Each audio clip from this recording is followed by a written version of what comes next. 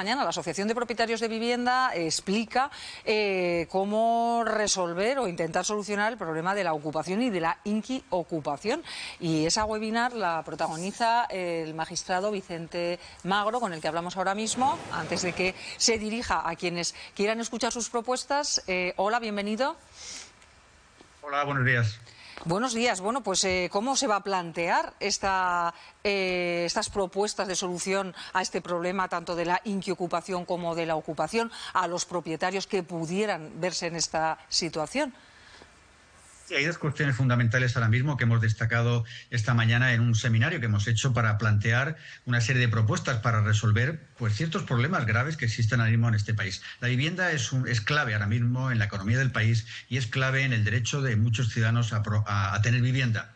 Pero hay dos compartimentos que tienen que separarse. Uno, por un lado, es la sociedad. Tenemos que ayudar a aquellas personas que carecen de vivienda, personas que son vulnerables, que tienen familia y no pueden tener capacidad económica para acceder a la vivienda. Esto hay que resolverlo. La cuestión es que este derecho que tienen muchos ciudadanos a la vivienda no se puede trasladar a las espaldas de los propietarios de viviendas, que están viendo ocupada su vivienda ilegalmente o que están viendo cómo en el contrato de arrendamiento, que se pactaba un precio de la renta, pues se ha dejado de pagar la renta y existe una prolongación indebida hasta que el propietario pueda recuperar su vivienda. Estos son los dos escenarios que son distintos, pero el derecho a la vivienda del ciudadano no se puede poner en la espalda del propietario. El propietario no es un coadyuvante de la administración pública que tiene que ayudarle a ella en su obligación de proveer de vivienda a quien carece de ella. Y esta es una cuestión fundamental. En consecuencia, hemos planteado una serie de propuestas, como por ejemplo hacer una reforma legal importante que permita de alguna manera pues, mantener esa obligación y ejecutar esa obligación que tiene la Administración de ayudar a los ciudadanos que carecen de vivienda, pero por otro lado no podemos trasladar la vulnerabilidad como concepto al propietario de la vivienda. Si una persona no cobra la renta que tiene derecho marcada en contrato de arrendamiento, tiene derecho a recuperar su posesión. El Tribunal Europeo de Derechos Humanos en el año 2018 dictó una sentencia advirtiendo a Italia de que no podía permitir prórrogas indebidas de retrasos en la devolución posesoria. Y en consecuencia eso es más o menos el escenario en donde hemos planteado esta cuestión y sobre todo, por ejemplo, en el tema de ocupación ilegal de viviendas. España es uno de los pocos países de la Unión Europea donde se están produciendo retrasos en esa devolución. Y en ocupación ilegal de viviendas la solución es muy sencilla. Hay un artículo en la Ley de Enjuiciamiento Criminal, que es el artículo 13, que permite al juez de instrucción adoptar una medida inmediata de expulsión. Lo que se está planteando ahora mismo, pues a nivel jurídico, es que cuando haya una ocupación ilegal de un inmueble, el propietario con su letrado o letrada presente una denuncia o querella solicitando la inmediata recuperación posesoria como medida cautelar para que el propietario en un plazo máximo de 72 horas recupere su vivienda. Y Vicente, ¿manejan datos sobre cómo afecta este fenómeno en nuestro país, tanto la ocupación como la inquiocupación?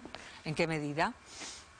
Bueno, muchísimo. Ahora mismo estamos cerca de 18.000, 17.000, 18.000 ocupaciones ilegales que lógicamente se van incrementando si nosotros como Estado de Derecho no somos capaces de dar una respuesta inmediata. No puede ser que cometido un delito, en este caso aprovechamiento o apoderamiento de la posesión de un inmueble, yo entro en casa que no es mía, me quedo allí y le digo al propietario, lléveme usted al juzgado.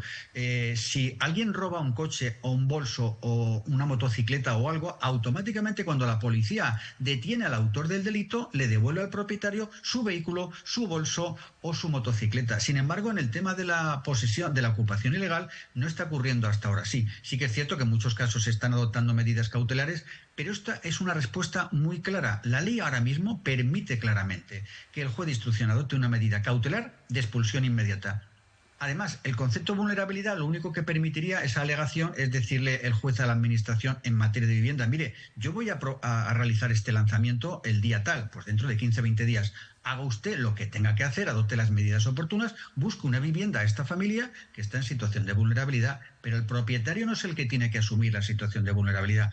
Por eso, insisto, ahora mismo en España hace falta pues también una legislación que acomode esta respuesta a muchos propietarios que están pasando situaciones delicadas, incluso convirtiendo ahora al propietario en vulnerable, porque si se da cuenta que no puede recuperar su vivienda, que ha comprado, que ha pagado con su esfuerzo, al final trasladamos la vulnerabilidad al propietario, ya sea económica o moral, porque el propietario tiene que seguir pagando los gastos comunes, los impuestos de la vivienda, incluso la hipoteca que haya podido contraer con un banco para poner su vivienda en el mercado de alquiler.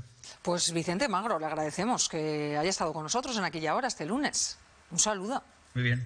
A vosotros, buenos días. Bueno, ¿algo que mencionar sobre esto, Jota? Yo no puedo estar más de acuerdo con el magistrado. Es decir, en este país, en Aragón y en Teruel, tenemos muchos problemas de vivienda. Y sin embargo, a la par, hay muchas viviendas vacías que no salen al mercado, por ejemplo, en alquiler. Tan difícil es armonizar una ley donde se puedan mantener, defender, por ejemplo, al inquilino y también al propietario. Es decir, el propietario no va a estar en contra de ese escudo social para proteger a familias vulnerables, pero la ley también tiene que estar para favorecer y arropar al propietario. Eso creo que se puede armonizar. Hay instrumentos legales, como decía el magistrado, para poder hacerlo y que la administración se involucrara. Estoy convencido que habría muchos más viviendas que saldrían al mercado y podrían de alguna manera minimizar ese problema de vivienda que tenemos. Pero si el propietario se siente desprotegido, pues cierro mi vivienda y... Pues precisamente está pasando eso. Yo conozco casos de gente que tiene un piso vacío y está diciendo prefiero tenerlo vacío, prefiero no tener ingresos a que venga una persona y me pueda ocupar la casa. Yo creo que la respuesta es lo que decía el experto. Tiene que ser una respuesta rápida. No puede ser que esto se enquiste durante un año o que tengamos que ser los medios de comunicación los que denunciemos los casos. Porque las personas se sienten desprotegidas y cada vez va a haber más gente que va a decir pues yo me quedo como estoy y así por lo menos no tengo problemas.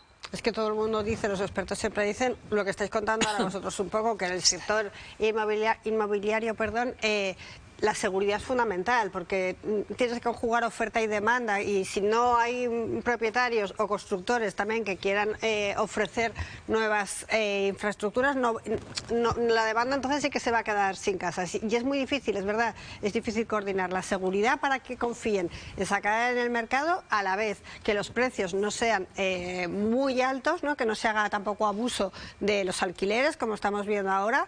¿Qué va a pasar ahora con esta renovación de los alquileres? Que el gobierno dice que se va a subvencionar a los propietarios y ahora los inquilinos están enfadados porque se subvencionan a los propietarios y no a los inquilinos. Es una situación muy complicada, pero yo creo que la clave en esto está, como estabais diciendo, en la rapidez de actuación, ¿no? Que se tiene que ser más eficaz en cuanto que te ocupa la vivienda, eso tiene que ser inmediatamente. Si te ocupan el coche, no te preocupes, que realmente te lo saca de ahí en 2 segundos. Bueno, está la realidad de la ocupación, está la realidad de la inquiocupación, personas que están en una vivienda y que dejan de pagar y ahora mismo se están vendiendo casas con inquiocupa dentro. Vamos a contarles el caso de un propietario que compró una vivienda y con un inquiocupa y acabó mal parado. Se trata de Leopoldo García Valdecasas. Hola, bienvenido. Hola, buenos días. Vamos a contar su caso. Leopoldo, usted compró una vivienda a sabiendas de que había un inquiocupa en su interior, que debía una cantidad, creo que eran cerca de 300 euros, y cuando usted compró la vivienda se quiso poner en contacto con él para anunciarle que era el nuevo propietario, y cuéntenos a partir de ese momento qué ocurrió. Bueno, es un poquito más complejo, pero la cuestión es que yo compré a sabiendas de que había una persona dentro que no pagaba su renta a un servicer bancario. Con la advertencia de vecinos y administrador de la finca de que era conflictivo. Pero bueno, conflictivo dentro de unos ciertos límites. Un señor mayor de 60 y tantos años, español, sevillano, bastante arraigado en la zona. Como siempre hago, porque yo me dedico a eso, yo compro, reformo y pongo a la venta las viviendas una vez están saneadas. Intenté hablar con él, junto con mi abogado, en 3 ocasiones, rechazó ese diálogo y se me convocó a posteriori, después de esa compra, 2 semanas después, se me convoca a Junta de Propietarios. En esa Junta de Propietarios este señor aparece, sin haber sido invitado, y como había hecho en ocasiones anteriores, y allí pues empezó a amenazar, a insultar. Se le muestra claramente las escrituras de compra-venta del piso, lo cual niega, y decidimos mover la reunión de sitio. Terminamos la reunión en la terraza de ese bar en el que habíamos elegido hacer la reunión para estar a salvo de él fuera de la finca. Terminamos la reunión y viendo que ya se habían ido, decidimos encaminarlos a la finca porque, como en todos los edificios antiguos, pues hay que hacer reformas, pintar, sanear, pasar ciertas inspecciones técnicas. Y como yo había sido nombrado presidente, pues me encamino a este edificio yo era propietario de un piso para inspeccionarlo. Entonces, cuando estábamos viendo las zonas comunes, este señor aparece de la nada, porque nos habíamos asegurado bien que se había ido, aparece de la nada y sacó un arma que vimos, yo lo vi, mi compañero que fue apuñalado en primer lugar, no lo vio, de un cuchillo de unos 30 centímetros en el que él apuñala a mi amigo y compañero en el cuello, en la yugular, y luego recibe 3 puñaladas más, y a mí, gracias a Dios, pude esquivar la primera, que también iba al cuello, y la segunda me la lanzó en dirección al corazón, pero también la pude esquivar y me dio en el hombro. Y esa fue la experiencia que tuvimos con este señor, que por cierto ahora está todavía en prisión provisional.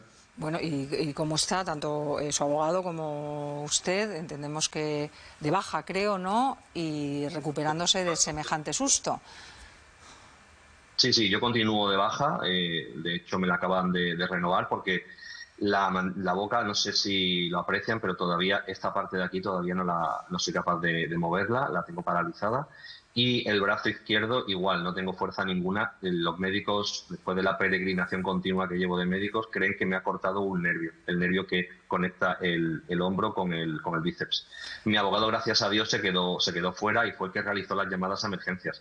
Pero mi amigo, que fue acuchillado en la yugular, y yo, que también lo intentó, él se ha salvado, pues la verdad que por muy poquito, porque perdió muchísima sangre, menos mal que los servicios de emergencia actuaron con muchísima rapidez. Y yo pues ahora estoy en rehabilitación y ya les digo, de visitas médicas y de forenses todas las semanas. Y Leopoldo, ¿les consta que este Inquiocupa había agredido a propietarios anteriores? O sea, ese comportamiento que ella decía que sabía que era violento, pero que no le dio demasiada importancia, ¿le consta que tuviera algún tipo de antecedentes en ese sentido? Sí, parece que sí. Bueno, de hecho, gracias a un periodista del Diario de Sevilla, aquí en la ciudad de Sevilla es bastante popular ese diario, el señor siguió investigando con nuestras noticias y le contactó un funcionario de correos que había sido agredido por él también 6 años atrás. Resulta que un día trabajando aparcó su furgoneta de reparto en la acera de donde vivía este señor con anterioridad. Tuvieron una discusión, supuestamente ahí quedó la cosa, pero este señor por lo visto estuvo buscando a este funcionario durante un año y cuando lo encontró con una machota, que es un martillo de obra grande, intentó abrirle la cabeza a martillazos. Y gracias a la intervención de los locales, de la gente que pasaba por allí, consiguieron evitar que lo matara, pero iba a ello.